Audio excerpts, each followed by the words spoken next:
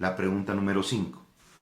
Los pastores evangélicos dirigen las acciones de los feligreses y la Grey usando la persuasión, la coerción y el control. Si fuera así, ¿es ético actuar de esta manera? Adelante, por favor, con su respuesta. Claro. La palabra del Señor nos dice en Mateo 28, 19, y voy a ir igual a la palabra del Señor, y perdón que sea así, hermanos, porque quiero hablar con propiedad. Mateo 28, 19 nos dice: por tanto, id y hacer discípulos, bautizándolos en el nombre del Padre, del Hijo y del Espíritu Santo. Y ahí hay un punto y coma. Y enseñándoles todas las cosas. Enseñándoles todas las cosas. La palabra persuasión no debe haber en una iglesia. La palabra del Señor es clara. Es un mandamiento. Es la gran comisión, pastores. Dice, id y hacer discípulos, ¿no? No dice creyentes, dice discípulos. La palabra discípulo significa estudiante, ¿no? Id y hacer discípulos, bautizándolos, ¿no? Ahí se usa la palabra en el griego baptizo, que es sumergimiento, bautizándolos en el nombre del Padre, del Hijo y del Espíritu Santo. Está hablando de los dos bautizos, en agua y en fuego. Y hay un punto y coma, que ahí me quiero centrar, enseñándoles. Ahí se usa la palabra en el griego didascalos, ¿no? Que viene de enseñanza. Entonces, la palabra de los pastores debemos enseñar las escrituras. Porque si no enseñamos las escrituras, no, ¿cómo van a ser salvos las personas, no? Entonces, la enseñanza debe haber en las escrituras. Es por eso que yo personalmente, mi posición es que los pastores deben capacitarse en universidades para enseñar, deben capacitarse en las escrituras. No pueden enseñar por enseñar, ¿no? Es importante que se capaciten en universidades, institutos bíblicos, etcétera, etcétera, etcétera. Porque un ciego no puede guiar a otro ciego. Entonces, la palabra del Señor nos dice, enseñen la sana doctrina, nos habla de la enseñanza.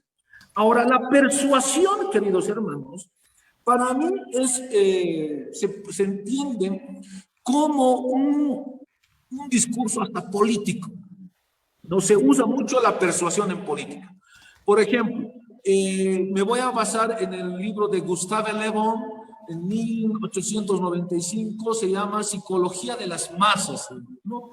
Entonces dice, si tú quieres manipular a la gente, no tienes que hablarle al pensamiento, tienes que hablarle al corazón, ¿no? Entonces tienes que empezar a manipularle, a hablarle de emociones, ¿no? Y a partir de esas emociones tú vas a manipular. A eso se llama persuasión, hermanos. Entonces la palabra del Señor no nos dice que hagamos una persuasión, ¿no? Nos dice la palabra del Señor que enseñemos, ¿no? A partir ahora, hay tres conceptos que se ha tocado: persuasión, coerción y control. Bueno, persuasión es, como les dije, hablar a las emociones de las personas. La coerción, a partir de esa persuasión y de esas emociones, se puede hacer coerciones, se puede hasta manipular a las personas con lo que se llama la psicología oscura, ¿no? O también me quiero basar en Noam Chomsky, donde habla la dominación neurolingüística, ¿no? Estos conceptos son muy profundos, ¿no? Porque la dominación neurolingüística es la forma y el arte de manipular, entre comillas, para mí no es arte, ¿no? Pero dicen ellos que es el arte de manipular cambiando a las palabras significados y significantes, ¿no?